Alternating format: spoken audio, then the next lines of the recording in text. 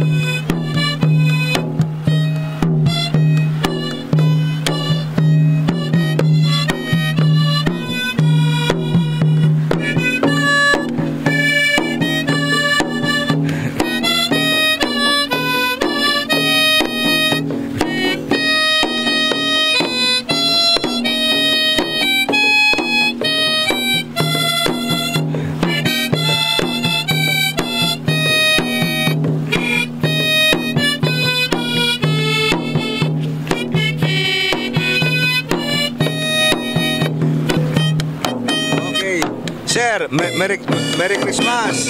Happy New Year. Merry Christmas. Sir, taga-saan po tayo, sir? Pangasinan, sir. Pangasinan. Pangasinan City, San Carlos City, Pangasinan. Anong pangalan mo, sir? Rommel. Robert. Ikaw, sir? Maribik. Ah? Maribik. Maribik. Solomon. Taga-saan po tayo? Bimaloy. Bimale. San Carlos at Bimale. Yes, sir. So, first time niyong pumunta dito sa Ilocos. Oo, sir. Kumusta naman yung unang araw ng pamamasko? Mahirap naman, sir. Buti lang makakakuha ng kahit konti. Tama-tama sa pambili ng mga pangangailangan ng mga bata. Anong lugar na ang pinuntahan nyo kanina? Dito sa Bacara, sir. Bacara. So, balik ulit kayo sa Bacara o sa Lawag na? Pauwi na rin po kami sa Pangasinan, sir. Nakarami na kayo? Wala pa po, sir. So, dalawa lang kayo nagpunta dito sa Ilocos Norte? Oo, sir. Dalawa lang po kami. So, ilang araw na kayo dito sa Lawag? Balit, pangatlong araw na namin po to. 3 days na. 3 days na, sir. So, wala kayong balak bumalik? Wala na, sir. Pauwi na po talaga eh. Saan kayo sumakay? Nakisakay lang po kami, sir. Nagsakay lang? Opo. So, sa ngayon pagkatapos namin dito sa Lawag, pauwi na po kami ng San Carlos. Sige, isang bagsak pa yung from Pangasinan na awiting pamasko dito sa Lawag.